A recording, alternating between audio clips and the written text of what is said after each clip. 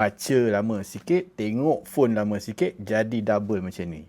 Apa nak buat? Tahu 4 info ni mungkin perubahan akan ketara berlaku pada mata anda dan hilanglah double vision tu cepat sangat bila buat kerja-kerja dekat. Yang pertama, kenapa jadi macam ni? Sebab dua mata kita ni dah tak point straight betul-betul apa yang kita tengok pada perkataan ataupun huruf tu, menyebabkan berlakunya keadaan double vision. Semuanya sebab mata kita dah tak kuat, dah overwork, dah bertahun-tahun dah dipaksa menggunakan tenaga yang banyak, akhirnya jadi macam ni.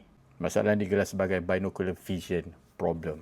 Nombor dua, kebanyakan yang berlaku macam ni selalunya berlaku sekejap-sekejap saja, tapi lama-lama makin serius, makin kerap. Paus sekejap buat dah jadi dan disertai dengan sakit kepala, penat dan tak boleh bagi tumpuan. Kalau makin serius tak diberikan rawatan yang sewajarnya, boleh menyebabkan keadaan juling bila penat.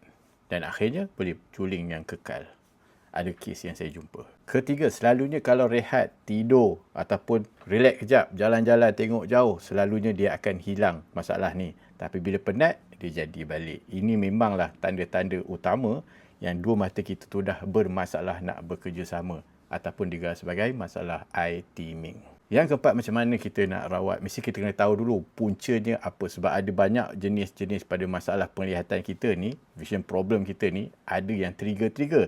So, kita kena check dulu, diagnosis dulu apa yang berlaku pada mata tu yang menjadi punca. Bila kita dah tahu, kita boleh designkan cermin yang khas untuk keadaan masalah tu. Mengurangkan keadaan penat, mengurangkan keadaan nampak double vision dan seterusnya simptom-simptom sakit kepala, double vision dan sebagainya. Nak cantik lagi, kena buat terapi yang diberikan khas untuk keadaan mata yang macam ni. Buat dekat rumah bila berlaku dan sehari-sehari bila buat akan nampak mata kita lebih stamina dan lebih kuat. Bagi saya, orang ada masalah ni, kualiti hidup dia tak berapa cantik berbanding dengan orang yang tak ada masalah ni. Jadi sepatutnya mereka ni kena dapat cepat rawatan. Setuju ataupun tak? Tinggal kat ruang komen.